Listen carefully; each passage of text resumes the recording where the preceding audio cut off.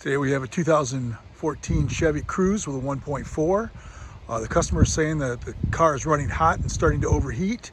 And they're also noticing that it's got steam coming from underneath the engine. So we're gonna check that out and show you how to fix it. With the hood open, we're able to see that it is spraying coolant all over here. There's some sitting down on top of the transmission. And of course, the coolant jug here is empty. So we know we got a leak. Usually I'd have to put a pressure tester or something like that on the car to see where it's coming from.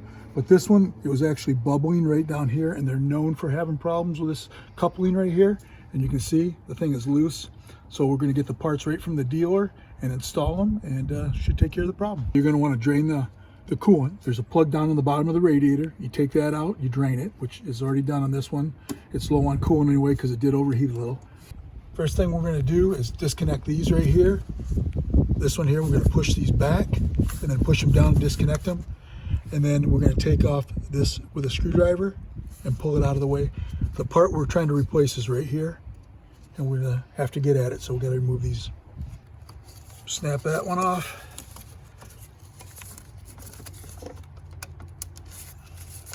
Pull that back.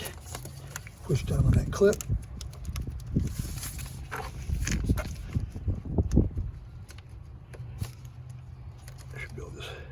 Push down on that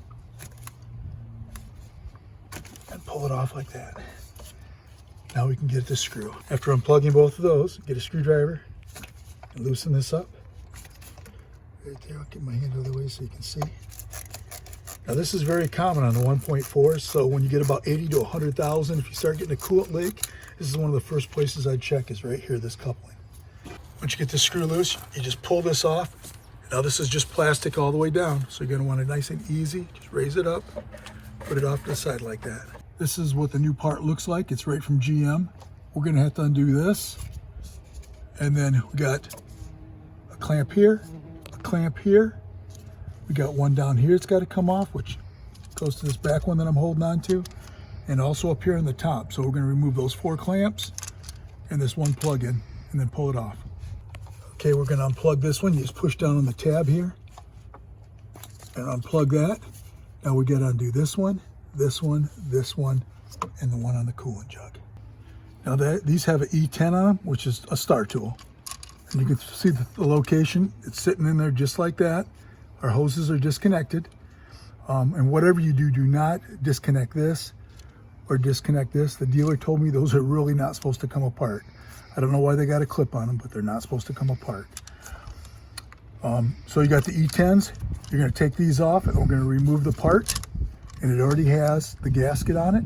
So we'll clean it up and install this one. Once those bolts are removed, it should just pull off like that. And you notice that the gasket's still on here. So we're gonna pull that off real quick. And then we're gonna clean this surface down here and reinstall the new one. I'm also gonna leave this connected and just unplug it up here, just like that. Okay, once you get that out of there, you want to clean this off. You want this surface to be nice and smooth like that. It's just a rubber gasket on there, so it shouldn't have a lot of residue left on there, but clean it nice and smooth. And no matter what you do, you're going to have a little coolant come out of there, so make sure you have something to catch it underneath the car. We're ready to install the new one. You want to make sure this gasket's in place. And we're just going to go down there and put them in by finger tight. I think I'm actually going to slide this hose on real quick while it's right here. And it's going to go up to the stop right here. Same thing with the front hose, it's going to go up to the stop. So we're just going to put that on, and then I'll put the clip on later. Okay, it slides up there just like that. It's an E10 star tool here, on the bottom here, and there's one over here. And all you do is, I'm using a 1/4 inch drive and tighten them up that way, but first I started them by hand. So now we're just going to finish up, tighten them up. You don't have to get crazy on them. It's just going into plastic there. It's just a plastic thing. It's going into the metal block, but it's just a plastic part. Nice and easy like that. But do it by hand to start with, because you don't want to cross thread that. Otherwise you'll be tapping out the block. It's snug. Snug.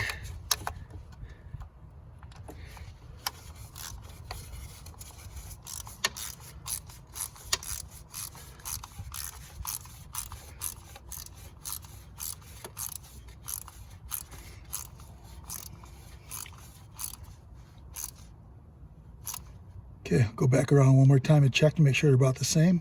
Call it good. We clip this in next. You're gonna hear it snap in place.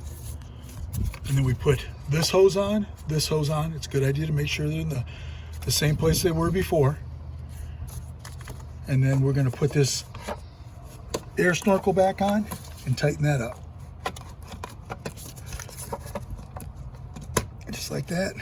Tighten that up with your screwdriver.